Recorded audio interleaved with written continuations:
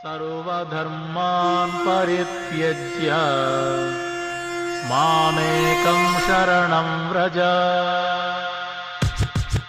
The miseries of material existence and the most hopeless conditions of life is the best possible opportunity to turn to God.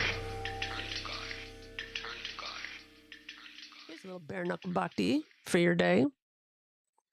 You know, I look at things. I was talking with my husband, Lex, this morning, and we were talking about all kinds of stuff. I love these conversations in the morning over a cup of coffee, talking about spirituality, talking about, experiences in how we are experiencing our personal development and our closeness to our higher power. And it kind of started with, because I've introduced, I have an altar at home, and I've introduced Our Lady of Seven Sorrows on the altar, on the side of my altar.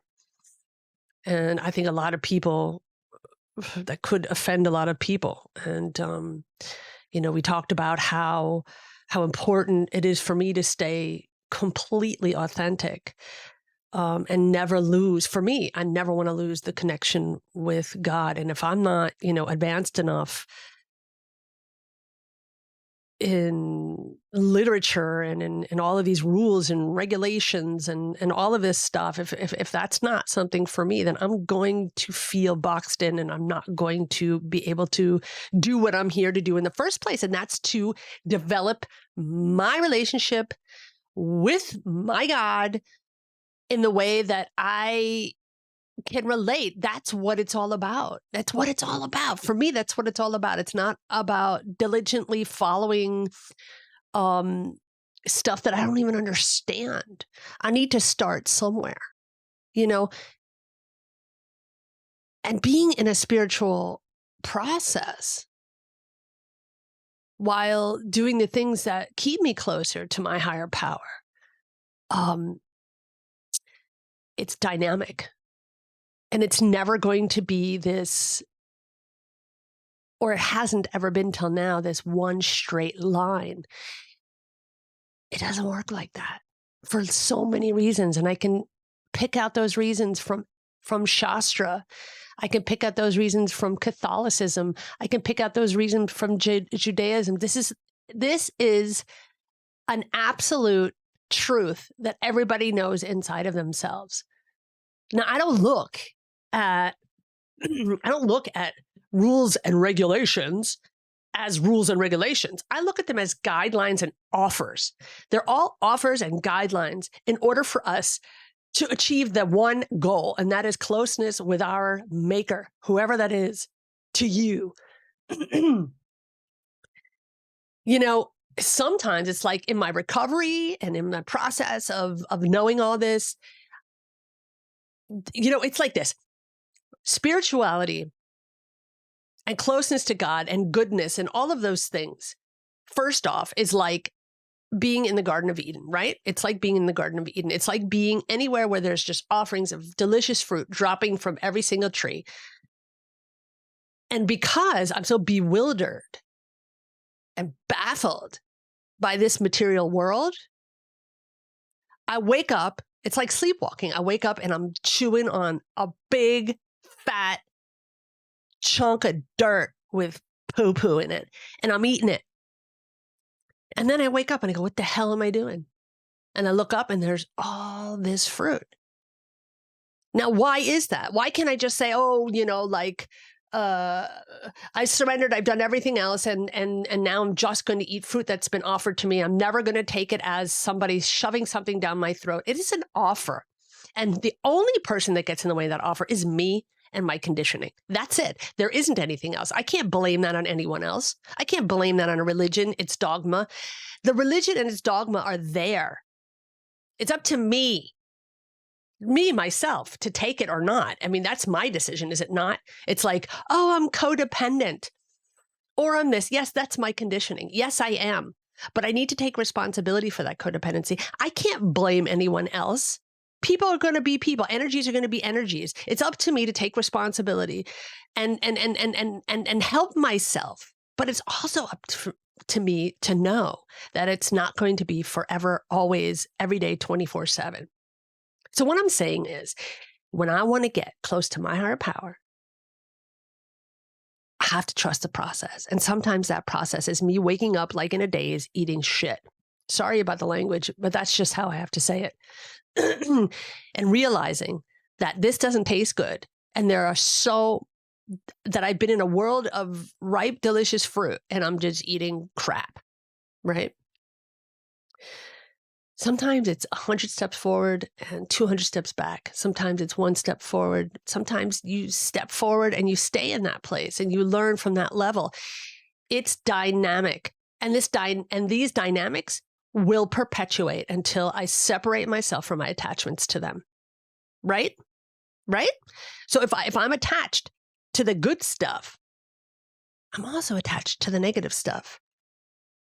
How do we become detached? How do I become detached? How do I detach myself from that? Well, first of all, I have to realize I am attached. First of all, I have to realize, yes, I just want fruit. I don't want to eat poop. I just want fruit. I just want it good. I just always want good. 24 hours, like the fix, right? Like a fix. Like the addict I am. I want to always feel good. I want to be attached to that good feeling. Yes, and that helps, of course, because it keeps us in that good, orderly direction. It keeps us looking towards the things we want to have, but also embracing the fact that sometimes I got to eat that shit in order to appreciate the taste of something beautiful. And that's where it starts. Yeah, that's where it starts for me. It's really difficult to embrace all of it. It's really difficult to have attachments, but not have attachments. You know what I mean? The only hope for me is constantly reconditioning myself. I am so conditioned through and through. I'm conditioned from my upbringing, conditioned from my past lives, conditioned from the material energy, conditioned from consume, conditioned from my addictions, conditioned from my associated behaviors, conditioned from the world, society, teachers, schools, work, conditioned from Joe Schmo over there driving like a jerk. I'm conditioned.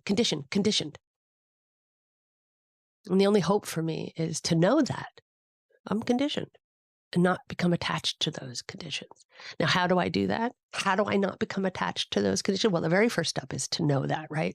Name it. For me, the very first step for me is to name that, to say, okay, I'm attached to those conditions and observe. And that's what I do. I observe them and try not, I get really, you can hear right now, I'm just like, it's like, it's the morning and I'm full of energy and I'm full of ideas.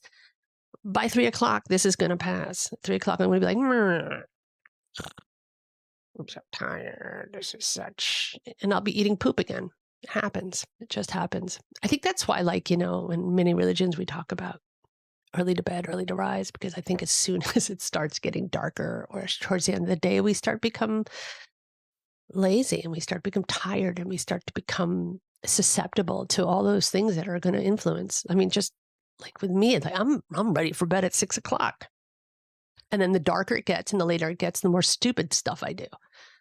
Ooh, it's 10 o'clock. I'm still scrolling. And it's 10 o'clock. I want a bag of chips. And I know that this bag of chips is going to make me feel like crap in the morning. Okay, I don't do it every day. But when I do decide to do that, it's as if I'm in a trance. And I forget that when I wake up, because I have this physical condition of chronic pain. And there are certain foods that really fire up that pain, like sugars and salts and flours and processed foods. When I start doing that, I wake up in the morning feeling really, really ill. I feel like I have to vomit. I get gaggy. My joints hurt and I don't feel good. But I forget it. When I'm eating that bag of chips, I'm forgetting about that.